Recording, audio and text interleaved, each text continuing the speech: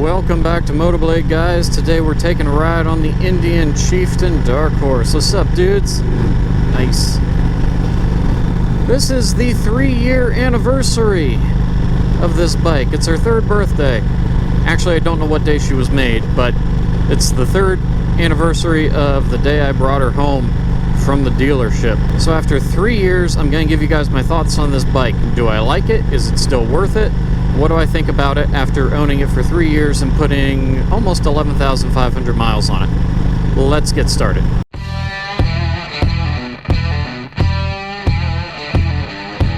So I'm going to give you guys my thoughts after owning this bike for 3 years and tell you why I am still absolutely in love with this machine.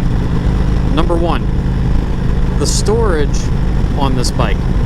You guys can see behind me I got the trunk put on here. That didn't come on it, I put it on, but it did come with the hard locking saddlebags. With just the saddlebags, I can make a grocery run on this bike. Having good storage takes it from being just something to ride around and have fun on to something that is practical for me to ride every day. So I need to go to the store and grab milk, bread, something like that. I'm not taking the car. I'm going to take the bike every opportunity I can. So having good storage on a bike makes a world of difference for how much you can actually ride it and how practical it makes it for everyday use. With the trunk on here, that goes to a whole nother level. So having storage on this bike is probably the best thing in the world for me because it makes this bike something I use every day over top of my car in the summertime. Whereas I would have to take the car to haul stuff back and forth to the airport for going flying and all that kind of crap. No, forget all that. I can take it all on this bike. It's awesome. After storage, we're going to talk about another comfort feature, and that is the sound system. 100 watts up front, and then when I put the trunk in, I put the trunk audio kit, and I got install videos on all that for you guys on the channel if you want to see that too. But the trunk plus the front stereos, I have 200 watts of surround sound. I've been to bike nights with Harley guys, and their sound systems cannot hold a candle to the stock 100 watt audio that came on the bike. You throw the other 100 watts in the back on, and just, you can blow everyone away. It is the best sounding sound system of any motorcycle that you can get stock that I've ever found. I've tried Harley's boom audio. Indian still beats it. You know, I like Harleys. I just bought one, so I'm not trying to crap over Harley here, but Harley needs to get their crap together when it comes to audio because Indian leads the game right now. And Indian has another level above what I have, and that's their power band audio. They came out with that, I think, in the next model year after mine, and now they have like power band 2.0 or something. It's ridiculous. Indian has the best sound system. The music quality and clarity is really, really good. Another fun thing I do with the sound system is not just when I'm riding, but like if I'm in the garage working on the bikes or doing anything in the garage, I will just plug my Indian into a battery tender and turn it on and turn the music on because the sound system is so good. It's like having just like a big sound bar out in your garage. It's awesome. So we had storage, we had sound, now we're going to go with comfort for the rider, for me. This bike fits me perfectly. I've ridden some bikes where, you know, the handlebars are a bit of a reach. Some bikes where you feel cramped up. That's why I just put forward controls on the Iron I just got because I didn't like the mids. I felt cramped. This bike, as it came, fits me perfectly. I'm 5'8", 220 pounds. I'm a bigger guy in weight, not necessarily in height though. So for me, this fits great. If you're a taller rider, I think you'll still be good because you have huge floorboards and you can extend your legs out. So I've got highway pegs down here on my highway bars. They're bent in for me, but you guys could extend them out and you got tons of room and reach on this bike. So the riding position is very comfortable.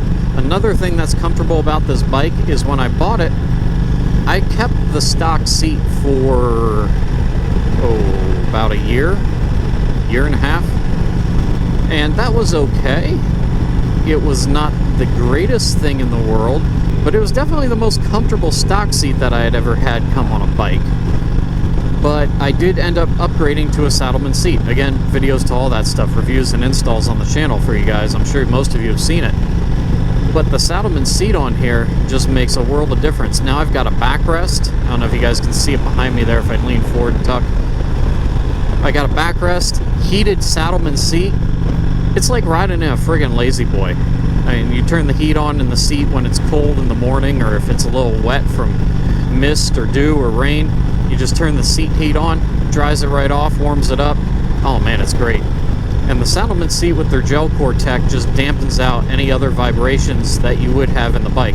Not that you get any in this bike, the suspension is so friggin' good. Since we're on comfort, let's mention the suspension there real quick. The rear suspension is an air shock, fully adjustable. So I have a table that's printed on the inside of the cover on the left side of the bike where I can adjust the air.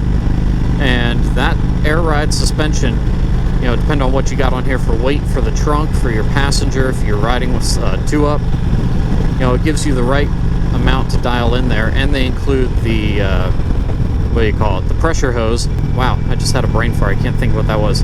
The air pump. Yeah, they include the air pump with the bike, so you can adjust your suspension. So you pretty much have infinite levels of what you can dial in your suspension to. That makes riding just that much more comfortable. I could just rave about the comfort on this bike all day long. I would never shut up about it, but there are other things to get to in this video. Let's just say the comfort on this bike is second to none. Now that we've thoroughly covered comfort, let's talk about looks. I'm going to show you guys some nice shots here of the bike, but it is also the best looking bike, in my opinion, for a touring bike. I do like some other bikes. I do like the Harley Road Glide, especially the new Road Glide specials. Only the newer ones, since they did like the special redesign with the blacked out looks in like 2019. And I do like the Indian Challenger. I think that's also a great looking bike. Those are probably my top three looking touring bikes. The Road Glide, the Challenger, and the Chieftain. My favorite of the three, the Chieftain. The bike looks amazing, especially the Dark Horse package. I think the Chieftains look great, but they did a redesign in 2019 where they made them look more like Harley Street Glides. They went more to a batwing fairing, and they went away from the rounded fairing that was based off of 50 Streamliner locomotives. That's what the original Indian fairing that I have on this bike and that they still have on the Roadmasters, that's what it was based on. And I love that look. The other thing that happened is when they went away from the rounded fairing in 2019, they ended up losing the fairing built-in LED turn signals.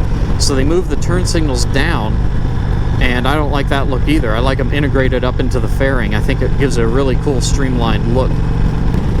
So we've talked about comfort, suspension, sound system, storage, looks. Ooh, what else is there? I'll just mention a few of the other features of this bike that I am absolutely in love with, and that is the powered windshield. I'm not going to do it right now because I have it set at just the perfect height for where I want it at the moment, so I'm not going to move it up and down. But the windshield, fully retractable up and down with just a button over here on your controls. I love the GPS navigation. I have used the GPS navigation quite a bit. Let's put it on the screen here. I've used it a lot more than I thought I would. A nice feature with the GPS navigation and Indian Motorcycle is you can get the Indian Motorcycle app on your phone, and you can plan your route on there and then just upload it via Bluetooth to the bike. You can sit down at your computer and do it too. It's a little more complicated, a little more of a pain in the butt. But just do it on your phone, upload it via Bluetooth to the GPS, boom, you're ready to go.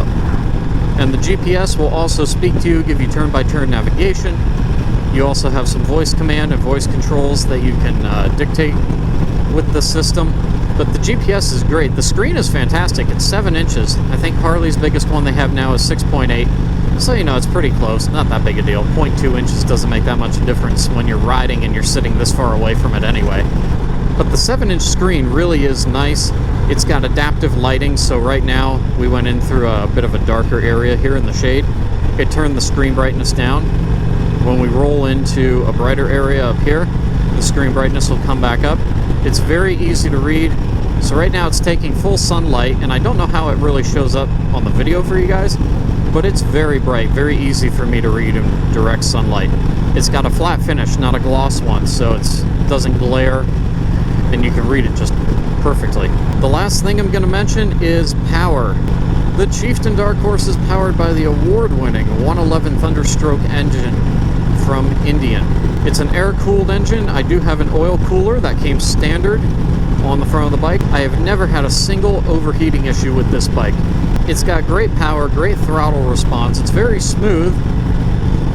I know that the new 116 engines and even some of the 111s that came immediately after my bike was made, they had different riding modes, like they had sport mode and touring mode and rain mode. I'll tell you guys that I ride this bike like I stole it. Not necessarily when I'm doing these videos, because I'm trying to keep it smooth and trying to keep the wind noise down for the audio. But I ride this bike hard, I lean it over hard, I have scraped the floorboards many times. This bike is absolutely amazing on power. I've taken it up to 120, just a little bit over 120. I think it made to like 121 at the max. And the bike still felt like it had power. I'm pretty sure that there's some sort of computerized governor in the bike that is limiting me from going above 121. I think the bike is capable of doing far more than that. I'm pretty sure it's just the computer that's trying to lock me out. So if I can get around that, that would be fantastic. As far... oh shit, this is me. Whee! That was a quick stop. So let's highlight that real quick. Dual floating ABS disc brakes up front. Not Brembos, but damn good ones. Whatever they are, I'll tell you that. The only negative thing that I have to say is Indian dealerships. There's not enough of them yet. We need more of them. And it's growing. Indians are picking up real quick. I can drive across the country right now, throw a rock, and hit a Harley dealer. Not so with Indian. Not yet, but it is getting there. So if you live far out somewhere and it's a long ways to a dealership, just be confident in your abilities or train yourself to handle stuff. Know how to do an oil change, know how to change a belt, how to change a tire. Know how to do those things, because you can't just whip into your nearest Indian dealer and say, yeah, can you guys take care of it for me? If it's a few hours away, you need to be self-reliant in taking care of your motorcycle. I hope you guys enjoyed this video. It's my honest review. I cannot be happier with this bike. I absolutely love it. I won't trade this in for anything unless Indian makes, honestly, a Chieftain that's better than this. Maybe if they go back to this rounded fairing again, or maybe even the Challenger one day. Maybe I'd go for that. But really, I have no desire to trade this bike in for anything after 3 years. It's still the bike that I want to ride every day. It's so much fun, it's so comfortable, and I absolutely love it. What's up, dude? And that's kind of the whole point of riding, guys. Customize it. Ride your ride, enjoy it, customize it to you, and just have fun. Whatever gets you out on two wheels, go for it. I hope y'all enjoyed this video. If you did, please hit that thumbs up button. That helps us crack the YouTube algorithm and get these videos out to more people, so more people subscribe and watch, and we can push these videos out over the top. If you're not already, please subscribe to the channel. It's the big red button. Click the bell icon next to it. That'll give you guys notifications when there are new videos to watch right here on MOTOBLADE. Thank you guys so much for watching. Until next time, y'all know what to do. Be careful out there. Ride safe. Ride on. I'll catch y'all in the next video. Deuces.